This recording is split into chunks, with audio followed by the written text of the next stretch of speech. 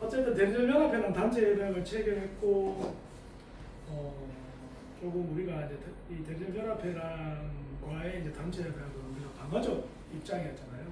주 7일에서 휴일 배송이 시작을 하면서 각 지역적으로 좀 사실은 제일거의 무력화되고 그런 현상, 조직은 정체되어 있고 그런 상황에서 더 후퇴되지 않기 위한 이제 방어적 측면에서 단체 협약을 추진했었고 지난 7월에 체결을 했고 근데 이제 그나마 다행이라고 생각하는 건 우리가 그동안 염원해왔던 이제 원청교섭의 길이 열렸습니다. 노조법 위조 개정이 됐죠. 그래서 그걸 좀 들여다보려고 합니다. 2017년도부터 진짜 사장 나와라 이야기를 이제 꾸준히 해왔었습니다. 경주도 다르지 않죠. 우리의 모든 노동 조건의 핵심적 키를 갖고 있는 건 원청이었으니까 이게 대리점이 급지 수수료를 조정하거나 터미널 환경을 개선하거나 주차 시간, 주차 마감 시간 이런 것들을 개선하거나 이런 데는 한계가 분명히 있고 바지 사장이라고 우리가 이야기해 왔었고 진짜 사장 원청이 나와야 된다 이렇게 얘기했지만 법률적으로 원청이 교섭에 직접적으로 나와야 되는 의무가 없었기 때문에 그동안 안 나오고 있었고 우리가 투쟁을 많이 했지만 투쟁으로 끌어다 앉히기에는 한계점이 분명히 있었는데 이번에 이제 노조법이 개정되면서 그런 법률적 의무가 생겼습니다. 나와야 된다. 그래서 개정된 내용을 좀 보면요. 그렇습니다. 앞에 말로 한 걸 글로 써놨다고 보시면 돼요. 실질적이고 구체적으로 지배 결정할 수 있는 지위에 있는 거야. 택배사 쪽, 택배 기사들의 모든 근로 조건을 실질적이고 구체적으로 지배 결정할 수 있는 건 택배사. 그리고 사업 경영상의 결정 또는 명백한 단체 협약 위반에 대해서는 제의 행위를 할 수 있습니다. 이제까지는 원청이 말 안 듣는다고 해서 원청을 대상으로 우리가 쟁의행위를 하진 않았어요. 대리점과의 이 구조적 상황에서 대리점을 지렛대로 해서 회사를 괴롭히는 거였지 직접적으로 원청을 상대로 하지는 않았었죠. 장관이 바뀌었습니다. 이재명 정부 들어오면서 민주노총 위원장 출신이 김영은 장관이 바뀌었는데 이 장관이 자기도 노동자 출신이잖아요. 부산 그 철도공사 기관사 출신 노동자이기도 하고 민주노총 위원장을 지냈던 사람이기도 한데 이 사람이 노동자 출신이라고 해서 온전히 노동자의 권리를 보장하는 노동부 장관이 될 것인가? 이건 아직까지는 좀 미지수입니다. 기대가 있긴 하지만 좀 미지수입니다. 아니면 노동자의 권리를 제한하는 이제까지의 쭉 지난 역사상 지나온 노동부 장관들을 봤을 때 노동부는 온전히 노동자들의 입장을 대변하는 조직이 아니고 그냥 관료사회에서 자기 자리만 지키고 정권의 하수인 노릇 정도 하고 아니면 또는 더 최악은 이 친기업 성향의 노동부 장관도 숱하게 많이 봐왔었어요. 그래서 노동자의 권리를 제한하는 노동부 장관이 될 것인가 이건 지켜봐야 되는데 11월에 노조법 위조 개정과 관련해서 원청 사용자 선거 관련된 매뉴얼을 만든다고 합니다. 이게 대단히 중요하죠. 두 번째는 창구 단일화 절차와 관련해서 시행령을 만든다고 합니다. 제조업 기준으로 보면 이 원청사가 있고 밑에 1차 밴드, 2차 밴드, 3차 밴드 하면서 다단계 하청 구조잖아요. 택배도 다르지 않습니다. 로젠도 보면 이 원청이 있고 지점장이 있고 밑에 영업소라고 하는 택배 기사들이 있고 영업소가 다루고 있는 취급소가 있는 구조잖아요. 쿠팡도 다르지 않아요. 쿠팡도 이 전국으로 아우르는 벤더사, 물류회사들이 있고 거기에 각 지역을 담당하는 팀장들이 있는데 사실상 이게 이제 다단계 하청 구조로 내려가 있는 상태고 CJ 오늘 배송이나 그 CLMD 배송하는 스타컴 애들도 보면 자기들이 이 화주라고 얘기해요. 신세계랑 전략적 제휴를 맺어서 스타컴 배송을 하는데 그 그럼 자기들이 운영사잖아요. 근데 CJ는 화주라고 얘기를 하거든요. 화주라고 얘기를 하고 벤더사라고 하는 업체에 통으로 맡겨요. 업체에 통으로 맡기면 이 업체가 개별적으로 기사랑 계약을 하면 다행인데 또 다른 업체에 또 제하청을 맡기고 그 제하청은 또 기사들 통해서 배송하게 하고 그러니까 이중 착취 구조가 있는 거죠. 그래서 이런 것들을 관련해서 그럼 여러 합참업체들이 있는데 창구단위화 절차를 어떻게 할 거냐 또는 뭐 여러 노동조합인데 창구단위화 절차를 어떻게 할 거냐 요걸 이제 시행령을 개정해서 가이드를 만든다고 하는데 민주노총은 창구단위화 절차 만들지 마라. 자율교섭권을 다 열어놔라. 각각이 다 하게 해라. 이 요구거든요. 그래서 이 요구가 받아들여진다면 이 노동자들의 권리를 제한하지 않는 장관으로 평가받을 수는 있겠죠. 근데 사실상 쉽지 않을 거다. 어제 기사 보니까 중노위 중앙노동위원회 위원장이 박수공 교수님이 또 되셨던데 이 박수공 교수님이 이 지난 이제 원청 진짜사장 나오라 투쟁하면서 우리가 CJ한테 교섭 걸었을 때 진노위에서 한번 깨지고 중노위로 갔을 때 중노위에서 우리한테 이제 진짜 원청이랑 교섭 권한이 있다, 원청이 나와야 된다라고 판정을 한 중노위 위원장이셨거든요. 그래서 도움이 될 것 같은 기대는 있는데 또 어떻게 될지는 봐야 된다. 너무 유동적으로 변동성이 많다. 이렇게 말씀드립니다. 대리점과의 단체협약은 체결했습니다. 전국에 325개 대리점과 집단 교섭을 했습니다. 전국적 공통사안에 대해서 전국 단위 교섭을 한 최초의 민간 택배사 교섭입니다. 특고 단위 중에서도 이런 유형의 단체 교섭을 한 단위가 없고 비록 대리점과 대리점의 연합체인 대리점 연합과 교섭을 했지만 이것이 어떻게 보면 현장에서는 이게 뭐 단체 교섭을 해서 내한테 직접적으로 어떤 영향이 있어 어떤 효과가 있어 이런 불만이 좀 있을 수는 있지만 역사적으로나 사회적으로나 보면 대단히 의미 있는 교섭이다. 어떻게 보면 300개가 넘는 지금 이제 추가 위임 대리점이 계속 늘어나서 400개 가까이 지금 돼 가는데 400개 가까이 되는 사업장이랑 한꺼번에 묶어서 집단 교섭을 하는 형태잖아요. 이것이 되게 유의미하게 작동하는 시점이 분명히 있을 거예요. 개별 대리점을 상대로 근로조건의 향상은 어쨌든 제한이 있는 거거든요. 바지사장이라고 했잖아요. 그런데 이걸 통으로 묶게 되면 어쨌든 우리가 요구할 것들이 많아진다. 지금은 미약하지만 이것이 회차가 사업은 사업질수록 우리의 요구를 관리하기 쉬운 구조로 가게 될 것이다. 그런 거예요. 그래서 밑에 보면 교섭 내용에서 일부 제한적으로 깨었다. 이것이 이제 원청이 직접적으로 관장하는 데에 대해서 대리점 연합회랑 교섭을 통해서 100% 관철시키는 데는 어려움이 있었다는 거죠. 직접 당사자가 교섭 테이블에 직접 앉아 있는 상황이 아니었기 때문에. 이제 대리점이랑 집단 교섭을 통해서 단체 협약을 체결했고 그 다음은 내년 3월에 시행되는 이 노조법 위조가 개정되면 이제 원청이랑 교섭을 해야 되는데 원청은 이런 교섭을 어쨌든 노조법 개정으로 인해서 법률적 강제력을 부여했다. 그다음에 대리점 형태는 그럼 교섭 형태는 어떻게 될 것이냐면 지금 300개가 넘는 대리점을 묶은 대리점 연합회랑 교섭을 했듯이 그 테이블에 원청이 그냥 들어와서 앉으면 됩니다. 우리가 행정소송 1, 2차 행정소송 결과를 보신 분 계세요? 못 보셨죠? 그걸 잘 보세요.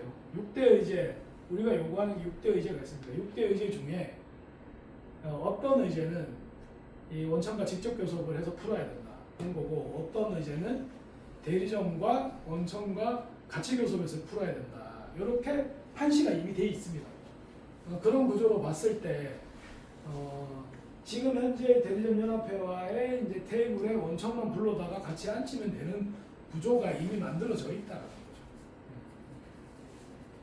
교섭 내용에는 제한이 없습니다. 그런데 개별 기업을 상대로 하는 교섭은 또 다른 한계가 분명히 있습니다. 뭐냐면 산업의 표준을 만드는 것들 있잖아요. 산업의 표준을 만드는 것들이 뭐가 있습니까? 산업의 표준을 만드는 거, 뭐 주 5일제를 보장하라. 이런 것들. 우체국이 옛날에 그랬잖아요. 최초로 토, 일을 휴무로 하는 주 5일을 했었어요. 했는데 다른 택배사 다 안 하는데 우체국만 뭐 공기업이다 보니까 주 5일제를 했는데 물량 다 뺏기는 거예요. 그래서 울며 겨자 먹기로 시행했던 걸 못한다는 건 할 수 없고 울며 겨자 먹기로 1월 주 5일제로 바꿨거든요.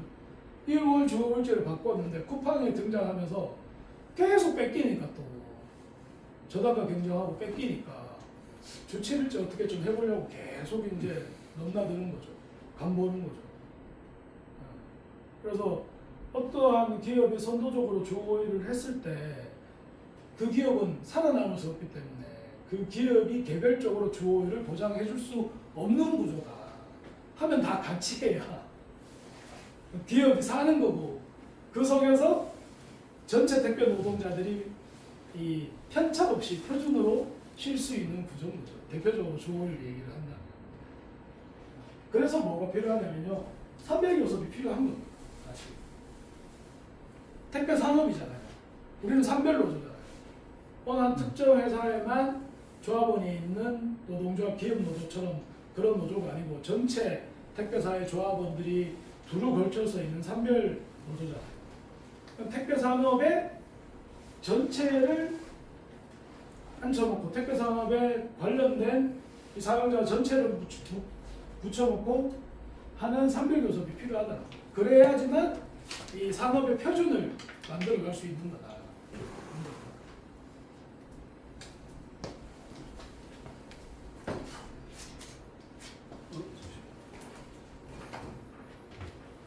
자, 모든 교섭은 네모로부터 시작한다. 네모가 뭡니까?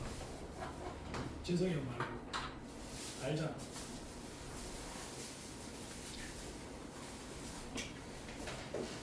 지회장이 뭡니까? 네모 안에 들어갈 단어가 뭡니까? 투쟁. 투쟁? 조직력? 조직력? 우리 박명호 뭡니까?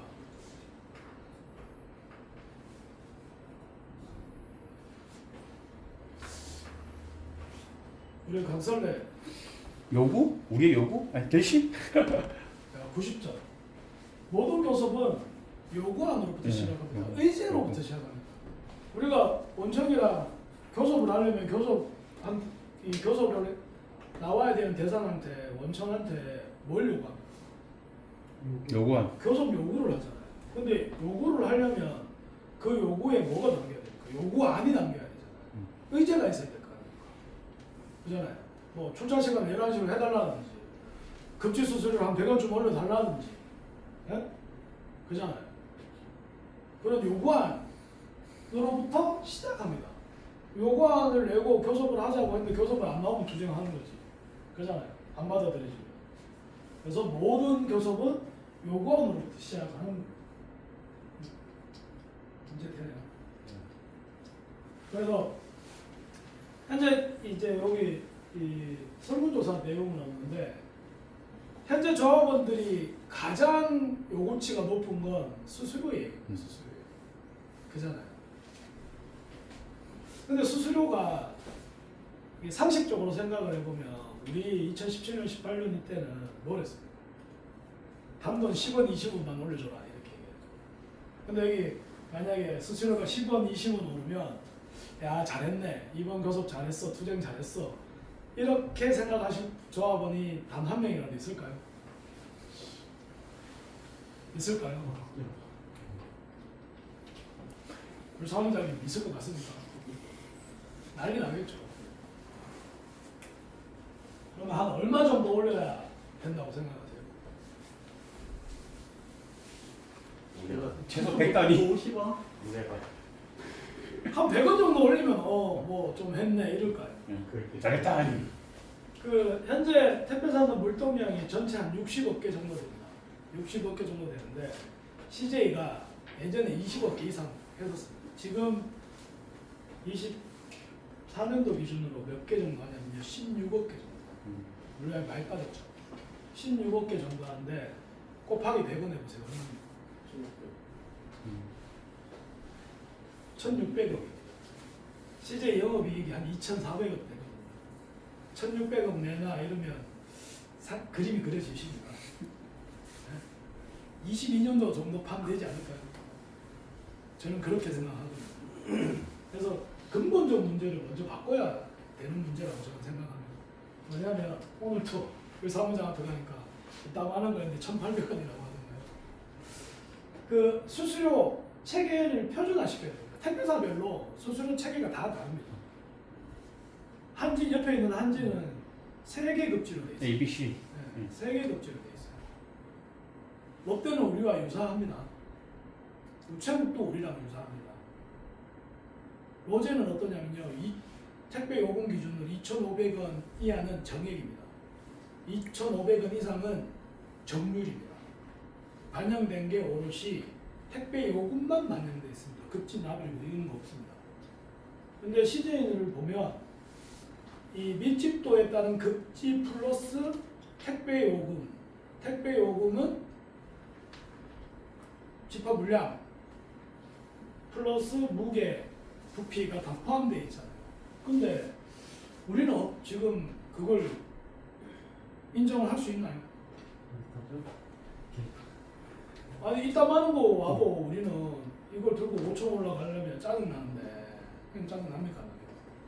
짜증나는데 이걸 뭐 화주가 한 30만 개 보낸다고 원래는 한 3,000원 받아야 되는데 1,600원에 1,800원에 실어 보내. 그걸 화주가 30만 개를 보낸다고 한들 나는 몇 개 배달합니까? 30만 개 배달합니까? 그러니까요. 화주가 30만 개를 보내든 100만 개를 보내든 우리는 한 개, 2개 배달하는 거야. 그잖아요.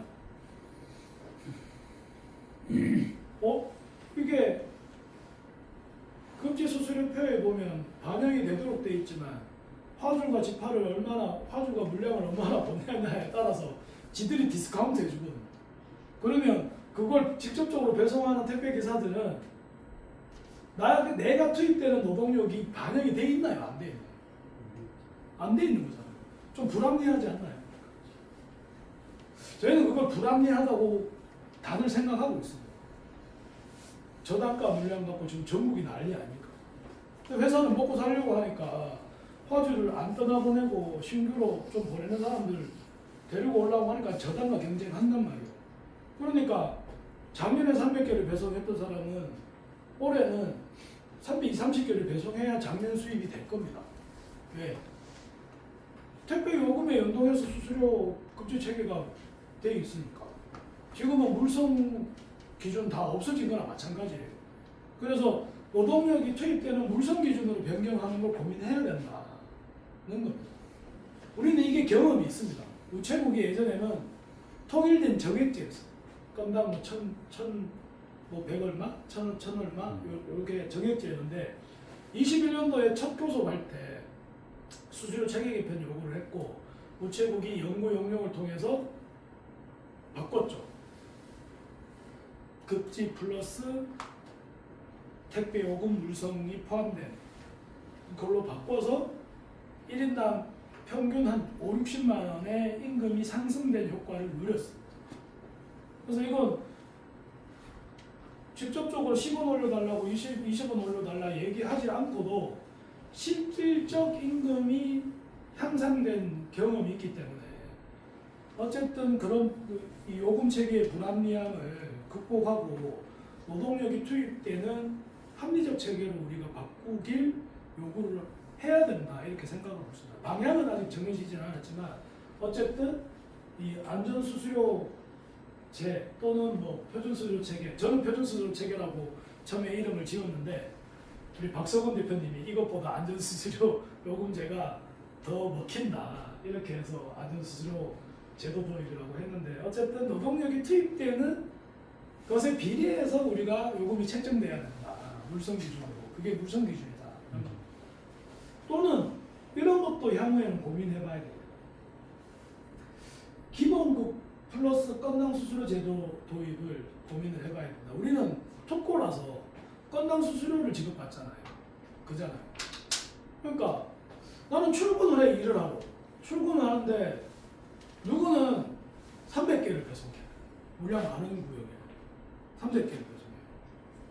근데 나는 물량 적은 구역이란 말이에요. 출근은 했는데 100개밖에 안 하는 물량이. 그럼 소득의 편차가 있잖아요. 그죠? 중간 단계에서 일본이 이게 집고용 체계로 가기 전에 중간 단계였습니다. 요 단계가. 우리는 노동자잖아요. 출근은 다 같이 하는데 누구는 배정된 물량에 따라서 많은 수익을 가지고 누구는 적은 수익을 가지고 이게 불평등한 구조잖아요. 그래서 바꿔야 된다. 기본 그 플러스 내가 일을 더 하고 싶은 사람은 더 많이 하는 사람은 플러스 인센티브 추가 수수료 제도를 통해서 더 많이 갖고 가고 나는 이 정도만 하겠다고 하는 사람들은 기본 생활이 보장되는 체계로 가야 된다. 우체국은 어떠냐면 물량을 안 줘요. 물량을 안 주니까 아침에 출근을 해. 근데 우체국에서 물량 통제를 해서 수익 이게 지출을 줄이기 위해서 집배원들한테 월급 받는 정규직 집배원들한테 물량을 배정해서 우리는 물량을 적게 한단 말이에요. 일을 하고 싶어도 할 수 없는 구조인 거예요.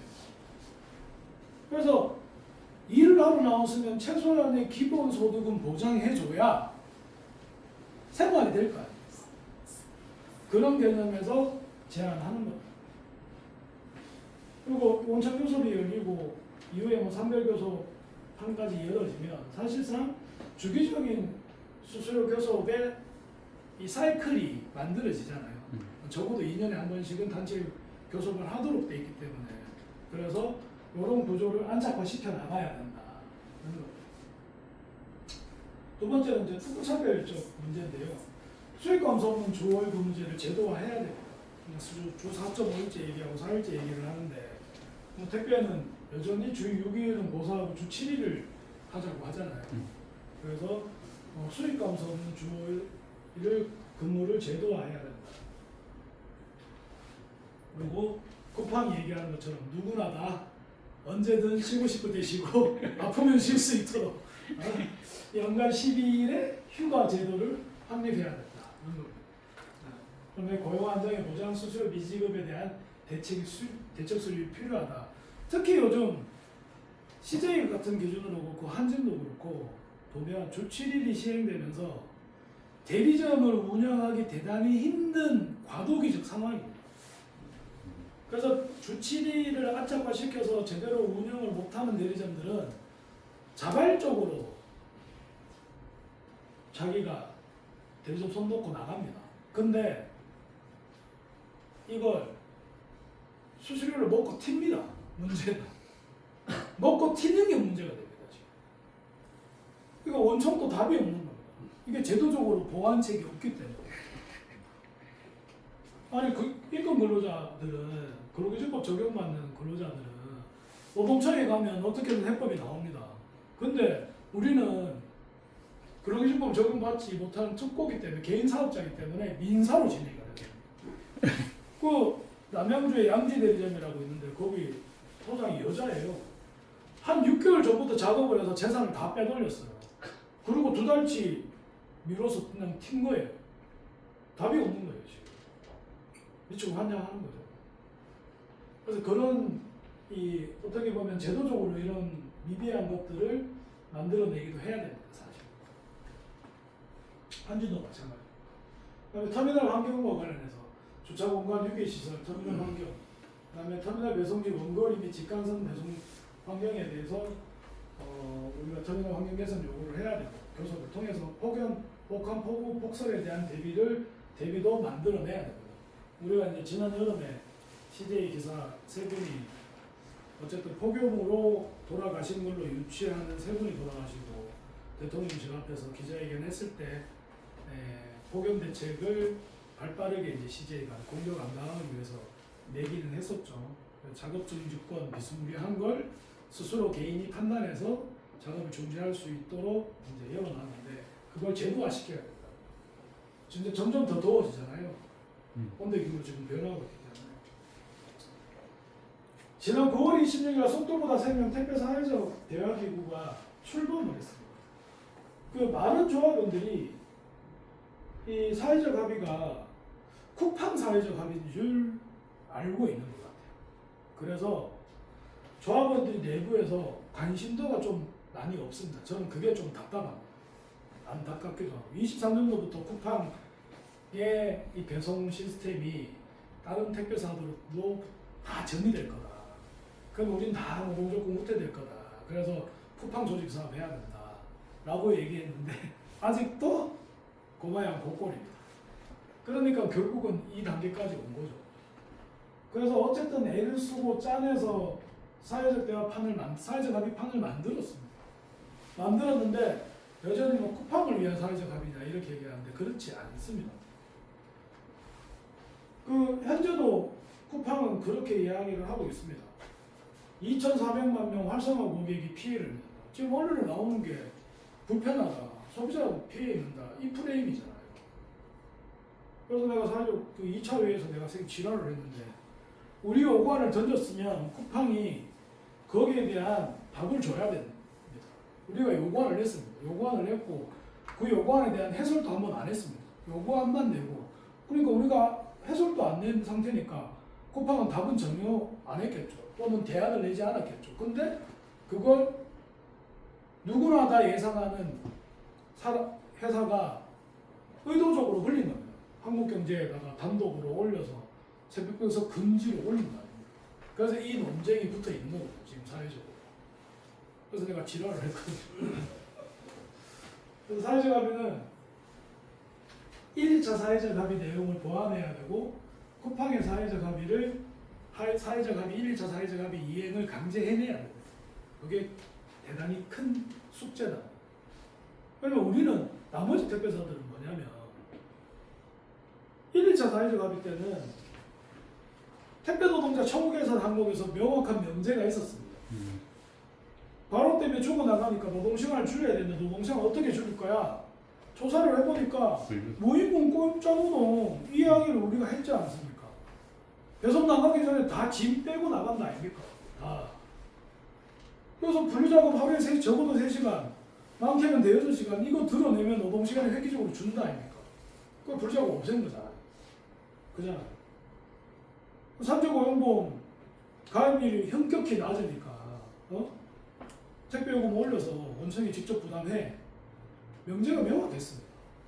근데 이번 사회적 합의는 딱히 택배 노동자 처우 개선 항목에서 요구할 게 불분명합니다. 우리는 수익 감소 없는 조업을 요구하잖아요. 안전수수료 체계 도입해라 이 이야기를 하잖아요. 이게 사실은 우리 수수료 올려줘 이 얘기인데 우리 수수료 올려줘 이 이야기를 직접적으로 못하기 때문에 우회적으로 하는 겁니다. 우회적으로. 수수료 올려줘 이러면 저 새끼들 노조 새끼들 저 또 바로 귀족 노조 얘기 나오고 쿠팡에도 얼마 전에 뭐 700-800번 나고 또 신문기사 때리고 이러던데 고수속 직종인 택배 노조가 또 소비자들 삥 뜯어서 이런 얘기 할 거 아닙니까? 그래서 원청교섭에서 100원 달라고 하면 CJ 기준으로 1,600억을 빼내야 되는데 여기서 해야 된다. 우선 1차적으로. 여기서 해야 된다. 그래서 원청교섭은 사실상 지금부터 저는 시작이라고 보는 겁니다. 여기서부터 보는 겁니다. 그러면 어떻게 만드느냐. 택배 요금에 대한 정의를 새롭게 내려야 된다. 파주가 택배사들 경쟁시켜서 1,600원, 1,800원에 보내는 거잖아요. 고객은 얼마 부담하겠습니까? 2,500원, 3,000원 부담하잖아요. 택배 요금에 대한 정의를 새롭게 내려야 돼. 그래야 되고 또 그렇게 된다고 해서 회사의 이익으로만 가져가게 만들면 안 됩니다. 그게 22년도 총파업에 우리가 부족했던 지점이잖아요. 택배요금 올렸는데 회사 주머니에 다 들어가는 거 아닙니까? 수수 탭을 다 바꿔서 그잖아요. 우리는 4원, 3원 이렇게 돌아오고 그래서 안전수수 체계 도입하고 수익 감소 없는 조업을 보장해라. 요게 같이 연결돼 있다. 그리고 어쨌든 효율 배송은 제한해야 됩니다. 연속적 장시간 보강도 노동인 심야 배송도 어쨌든 제한을 해야 됩니다. 이것이 가장 큰 쟁점이기도 합니다. 사실은. 일반 우리 조합원들 보면 뭐 내 수수료가 얼마나 늘 건지 내 물량이 얼마나 늘 건지 여기에 관심이 있지만 사실은 다 연동되어 있습니다. 다양한 배송 체계가 도입되면서 고전 기존의 택배 배송 체계에 종사하는 우리 물량은 자꾸 빠지잖아요. 그잖아요. 쿠팡은 거의 독점 체계로 가고 있단 말이죠. 그러니까 나머지 몇 안 되는 택배사들이 물량 뺏어먹기 경쟁을 하다 보니까 저단가 경쟁은 당연히 하는 거고. 그래서 휴일 배송과 야간 배송에 대한 규제는 반드시 필요하고 요걸 회의를 2번 했어요. 2번을 했고 실무회의를 1번 했고 이 11월 28일 날 3차 회의를 합니다. 그 사이에는 뭘 하냐면 이행점검 1, 2차 사회적 합의를 얼마나 잘 지키고 있느냐 이행점검을 하는데 롯데, 로젠, CJ는 갔다 왔고요. 쿠팡 2군데 가기로 해서 지난주에 제가 이번 주에 목요일날 제가 쿠팡 안양 캠프를 갔다 왔고 다음 주 화요일날 한진이랑 쿠팡 135 캠프 이렇게 갈 예정입니다. 목표는 명확합니다. 쿠팡의 사회적 합의를 적용시키는 것과 수익 감소 없는 노동 시간을 만들어내는 것. 목표는 명확합니다. 좀 덜 올랐더라도 이를테면 건당 뭐 한 3, 40원 올랐더라도 에? 그잖아요. 3, 40원 올랐더라도 더 내가 물량 더 줄지 않고 안정적으로 쉴 수 있는 체계를 만들면 우리 30원, 40원 아니구나. 최 회장님 그러대요. 한 100원 정도 오르면 자기도 월요일날 실은 주 5일 하고 싶은데 이렇게 얘기하고 그렇게 한번 만들어 봐야 되지 않습니까? 네? 3차 사회적 합의에 대한 택배 노동자 요구는요. 초심야 시간에 대한 배송을 중단해야 돼요. 그래야 연속적 야간 노동을 줄일 수 있습니다. 그래야 이건 로젠의 상무를 내가 만났는데 로젠 이사를 만났는데 로젠 이사가 좀 똘똘하더라고요. 점던데. 예, 뭐 고시 공부하다가 낙방에서 이제 법무팀 팀장도 하고 막 이래서 이거 영상이 들어가면 안 되는데 똘똘하더라고요. 쿠팡을 그대로 놔두면 쿠팡이 야간 배송의 독점 체제를 완전히 구축할 테고 그러면 모든 택배사는 야간 배송을 할 수밖에 없을 거다. 그러면 주간 배송보다 야간 배송이 더 활성화되는 시대로 갈 수도 있다. 맞습니다. 한진이 사회적 합의 테이블에서 공개적으로 자기들도 야간 배송, 새벽 배송 하겠다고 발언했습니다. 뭐 롯데는 가만히 있을까요? 로젠도 그렇게 되면 주철 배송해야 되고 야간 배송해야 된다 이렇게 얘기해요. 그래서 규제해야 돼요. 코드를 높여야 돼요. 제가 그 확대감을 수련할 때 얘기를 했잖아요. 진입장벽이 너무 낮다. 그런 겁니다. 그다음에 법정휴일 의무 제도 도입하고 휴일 근무와 야간 근무에 대한 추가 수수료를 보장을 해야 됩니다. 수익 감소 없는 주 5일제를 실현하고 연 10일 연차 휴가를 보장해야 되고 거로 방지와 건강권 보호를 위한 안전수수료 제도를 도입해야 됩니다. 앞에 교섭 의제 있었죠. 원전 교섭했을 때. 그래서 원천 교섭을 하기 전에 그 전 단계에 우리가 원천들이랑 앉혀놓고 투쟁을 하는 겁니다. 원천과 직접적으로 원천들을 앉혀놓고 투쟁을 하면 우리가 힘 딸리니까 국회의원이랑 정부랑 불러 앉혀놓고 3대1 싸움 한번 해보자라고 하는 겁니다. 그래서 여기서 힘을 내서 우리가 최대한 끌어와야 다음 단계는 수월해지는 거예요. 그래서 원천교섭 투쟁이 지금부터 시작이라는 거예요. 아까도 말씀드렸던 것처럼. 시장을 혼자 한다고 다 되는 게 아닙니다. 저는 좀 안타까운 지점이 뭐냐면요. 우리 조합원들이 투쟁을 해서 많은 성과를 많이 만들어 왔잖아요. 현장에서도 많은 성과들을 만들어 왔단 말이에요. 그러니까 내 현장 상황에 안주하는 게 좀 있더라. 첫 번째는 그게 안타깝고 각 택배사들별로 이제 투쟁을 해서 많은 성과를 또 이루어 보다 보니까 시야가 좁아져 있어요. 내만 잘하면 되는 거죠.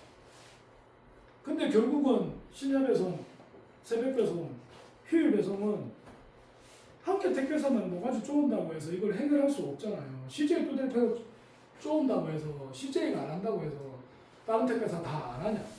그게 아니라는 거예요. 롯데 가면 그런 얘기하면 CJ가 왜 주치리 배송 노조가 합의해줘갖고 다 확산되게 만드냐 이렇게 얘기해요.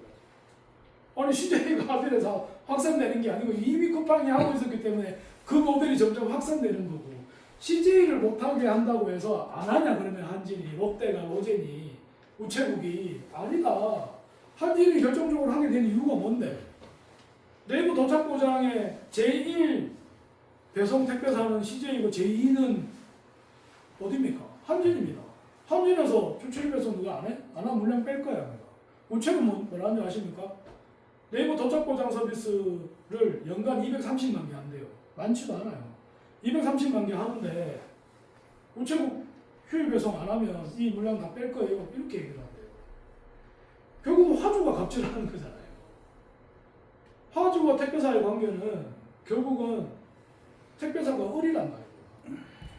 근데 CJ 모가지 쪼은다고 안 하냐. 이게 풍선 효과다. 한쪽 모가지 쪼으면 다른 쪽으로 튀어나오게 돼 있는 거예요.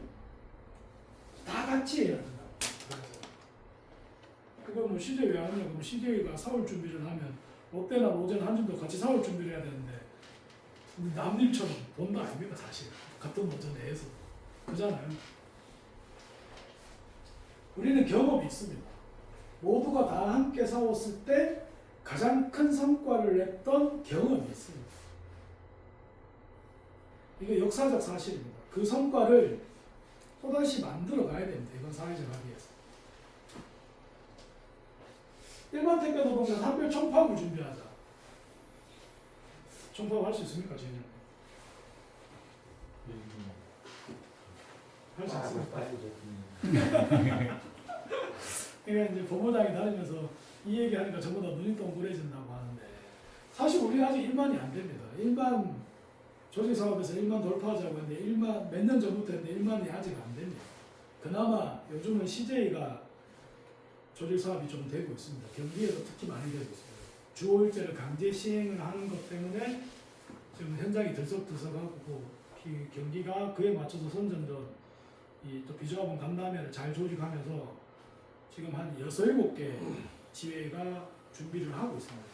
출범 준비를 하고 있습니다. 그런 것도 경주에 좀 한번 해보면 좋겠네요. 임종수가 와서 영차 넣어서 조을 뭐 어쩌고 그런 거뭐 지회장이 그냥 말로만 뭐 우리는 뭐 수익 감소는 주 5일제니까 족하는 소리 하지 마라. 이게 멈출 게 아니고 현장을 발동시켜야 될 거 아닙니까? 그죠? 현장을 발동시켜야 됩니다. 우리가 지금으로부터 준비를 해서 한 6개월 정도 준비하고 파업을 한번 해보자 그러면 그때는 할 수 있습니까? 우리가 이제까지 역사적으로 보면 2018년도 종파하고 2019년도 종파하고 매년 종파업을 해왔는데 한두 달 직전에 종파업 얘기를 했다. 사실 우리 준비가 많이 되지 않은 상태에서 우리 박정준 조합원이 얘기했던 것처럼 까라면 까여서 이렇게 해왔던 종파입니다. 근데 지금부터 준비해서 원청 교섭판이 벌어질 때 제대로 한번 해보잖아요. 22년도 우리가 붙어봤잖아요. 팽팽하잖아요. 그잖아요. 아직까지 원청의 힘을 우리가 하지 않는다. 팽팽하다는 거잖아요. 그러니까 우리가 원청의 힘을 압도해서 물 뿌리려면 첫 번째는 조직을 해야 돼요. 그잖아요. 결국은 대가리수 아닙니까? 그래서 한 6개월 정도 준비를 해보자. 조직 사업하고 내부 동력 끌어올려서 전략 전술 잘 짜서 한번 준비해보자 라는 제안을 하는 겁니다. 조직 확대 사업을 걸어야 합니다. 지금 시점에. 우리는 한번 붙어봤기 때문에 잘 알잖아요. 조합은 2배가 운동을 해야 됩니다. 현장은 과범노들 건설을 목표로 조직 사업을 해야 됩니다. 근데 이제 지금 현장은 잘 안 하고 있죠. 제가 보기엔 경기 빼고는 거의 안 해요. 그냥 다녀뵀을까 뭐 할 거 없으니까 이러고 다 주저앉아 있는 것 같습니다. 그리고 뭔지 아십니까? 조합원하고 뭐 비조합원하고 차별이 좀 있어야 조합 가입시키고 설득도 하지. 그렇게 해서는 조합 가입 절대 안 합니다. 그런 걸로는 조합 가입 절대 안 합니다. 우리 설문조사 했잖아요. 비조합원한테. 가입 의사가 있다는 응답이 40%입니다. 36.8%입니다. CJ에 23,000명 중에 조합원 3,000명 빼고 2만 명 중에 40%가 가입할 의사가 있다고. 그러면 8,000명이 가입할 의사가 있다는 겁니다. 8,000명이. 작게 잡아서 35%라고 쳐도 7,000명이 가입할 의사가 있다는 겁니다. 근데 이 사람들은 우리가 주소 담을 생각을 안 하고 있어요. 추천명이 어마어마한 거죠. 그럼 단숨에 CJ만 10,000명이 넘어가요.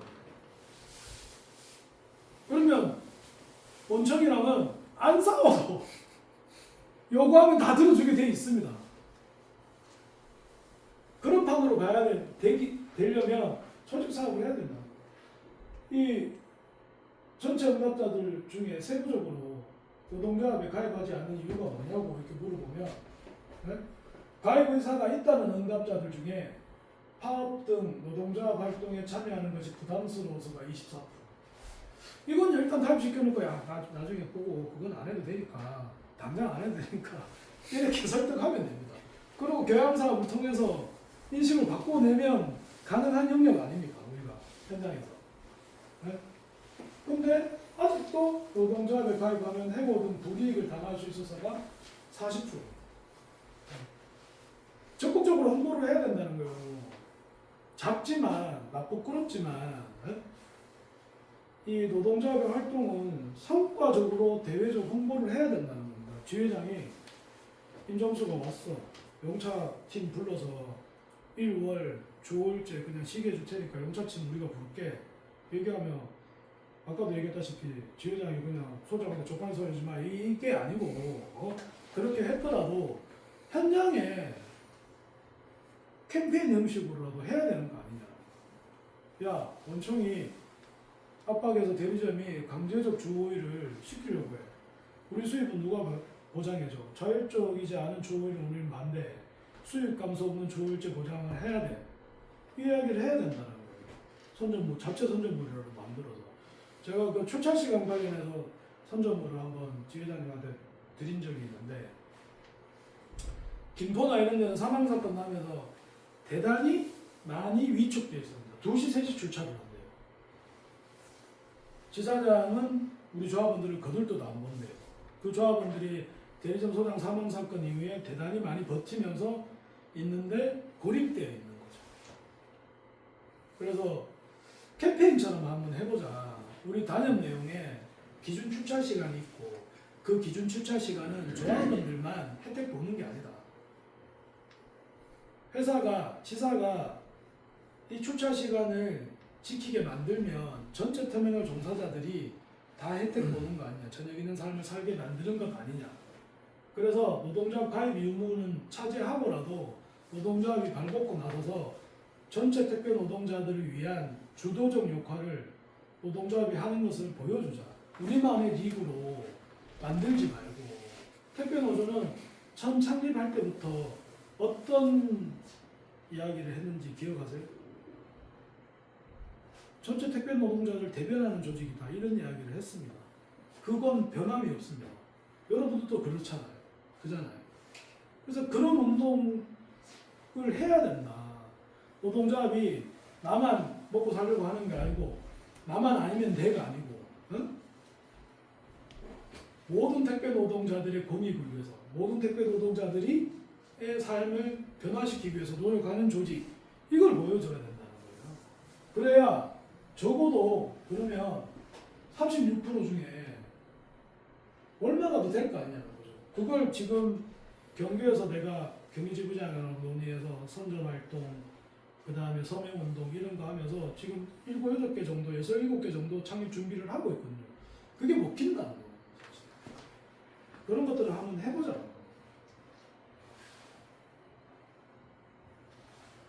이 드라마 예전에 많이 보셨죠? 손보시는. 하다 보면 안 될 것 같지만 누구 하나는 튀어나오게 되어 있습니다.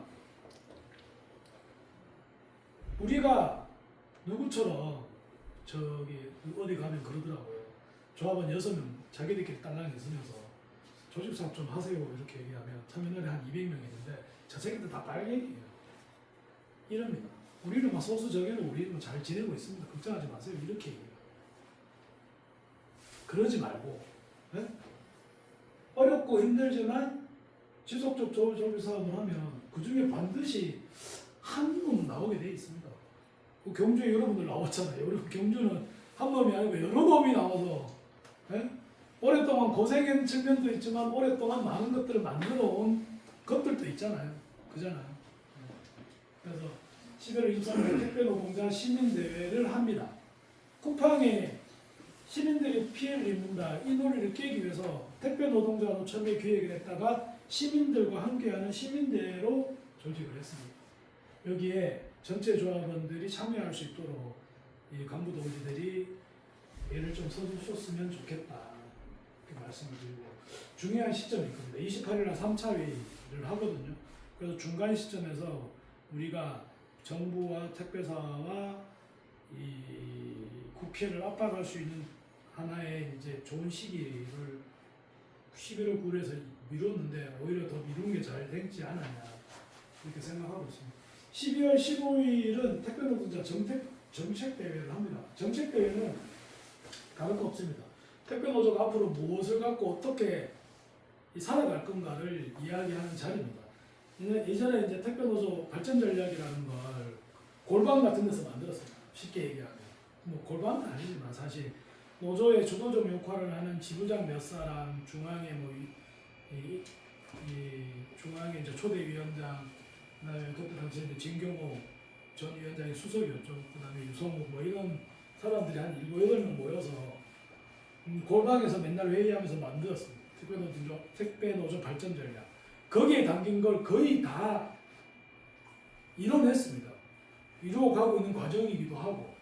근데 그게 이제 하부 단위까지 다 내려가 있지도 않고, 그거 20년도에 그게 나오고 이후에 가입한 조합원들이 많기 때문에 잘 모릅니다. 근데 이제 우리 조합원들이 많이 늘다 보니까 다양성이 많이 생겼습니다. 그래서 몇 사람의 뭐 뛰어난 몇 사람, 똘똘한 몇 사람이 만들어서 될 문제는 아니라고 봅니다, 사실. 그래서 전체 조합원들이 내 의견이 반영돼야 되고 그런 의견 수렴 과정을 거쳐서 향후 중장기적 택배 노조가 어떻게 무엇을 요구하면서 어떤 투쟁을 하면서 어떤 사업을 해가면서 갈 건지를 논의하는 자리. 그래서 12월 15일 문경에서 합니다. 가깝잖아요. 멀지 않잖아요. 서울, 경기 이런 데보다는 가까우니까 1박 2일로 하니까 오시면 좋겠습니다. 1월입니다. 월요일은 아마 한 12시 되면 끝납니다. 그래서 부담 없이 오시면 좋을 것 같다. 비용도 많이 들어갑니다. 이 12월 23일 날 택배노동자 대회 예산이 한 1억 2천 되고요. 12월 15일 예산도 한 1억 2천 됩니다. 그러니까 노조 통장 다 털어갖고 돈이 없어서 요즘은 원청 택배사들 다니면서 삥 뜯으러 다닙니다. 우리 버스 2대만 내줘. 무대 비용 좀 내줘. 이러고 다니고 있습니다. 여기까지입니다. 예. 그래서 제가 짧게 했습니다. 실제 본부장이 하시는 것보다 짧게 했는데 주요 내용은 다 들어가 있습니다. 그래서 중요한 시기입니다. 이렇게 앉아 있으면 안 된다. 저는 이 말을 꼭 드리고 싶습니다. 우리만 그냥 알고 있으면 안 된다. 현장의 조합원들도 알아야 되는 내용이 많다. 비조합원들에게도 알려줘야 될 내용이 많다. 네? 간부 한 몇 년 하니까 힘들지 당연히. 힘들지만 이제까지 잘 해왔으니까 다시 한번 새로운 마음을 한번 해보자. 앉아있지 말고. 바쁘고 힘든 것만 생각하면 아무것도 못하는 거고, 아무것도 못하면 아무것도 이루어지지 않습니다.